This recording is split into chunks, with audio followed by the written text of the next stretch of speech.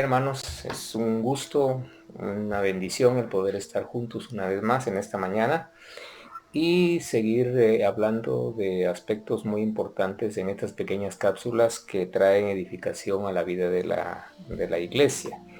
Quiero continuar una temática que de alguna manera se inició el día de ayer por la mañana en la prédica cuando hablamos acerca de los tiempos según Eclesiastés y cómo podemos y debemos ser entendidos en los tiempos y conocer qué es lo que tenemos que hacer en estos tiempos. En el capítulo 3 de Eclesiastés encontramos en el versículo 3 tiempo de matar y tiempo de curar. Y sigue diciendo tiempo de destruir y tiempo de edificar. Yo quiero en esta mañana hablar en ese punto tiempo de edificar. Cuando hablamos de edificar, hablamos de restaurar, hablamos de construir. Ahora, ¿qué es lo que nosotros debemos edificar de acuerdo a lo que nos enseñan las Escrituras? Encontramos nosotros que en la antigüedad se edificaban altares, por ejemplo, en el caso de Noé. Él construyó un altar para Dios, ahí en Génesis, en el capítulo 8, hay un versículo que nos habla precisamente acerca de ese aspecto tan importante. En el versículo 20 dice: y edificó Noé un altar al Señor y tomó de todo animal limpio y de toda ave limpia y ofreció holocausto en el altar. Los altares servían para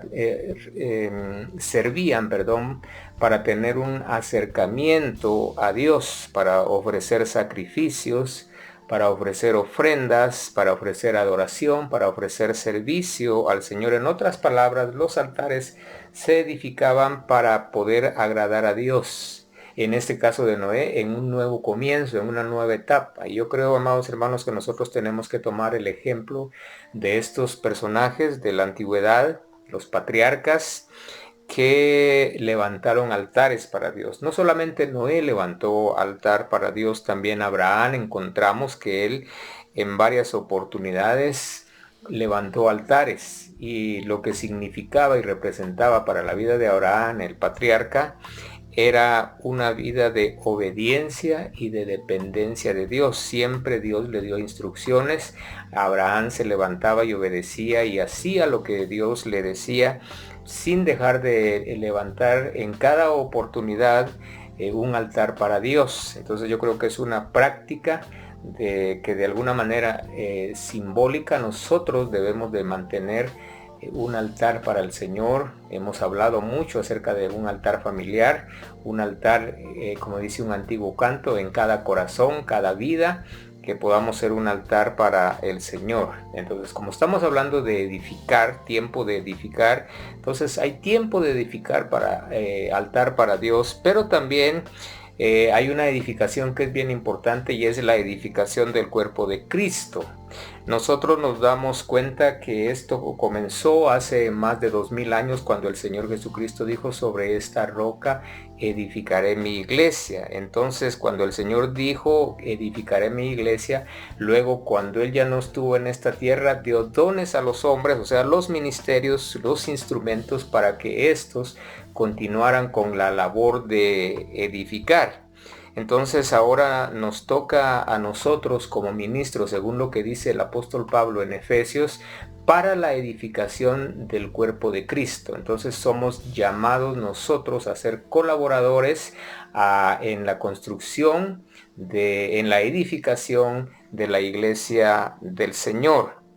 Y creo que cada uno debemos de entender y cumplir la asignación que Dios ha dado a nuestras vidas. Un último versículo que quiero leer con ustedes en esta mañana es 1 Corintios capítulo 14. Es un pasaje bien conocido para muchos de nosotros, pero no deja de ser muy importante. Ahí en 1 Corintios capítulo 14, versículo 26 dice: ¿qué hay pues, hermanos, cuando os juntáis?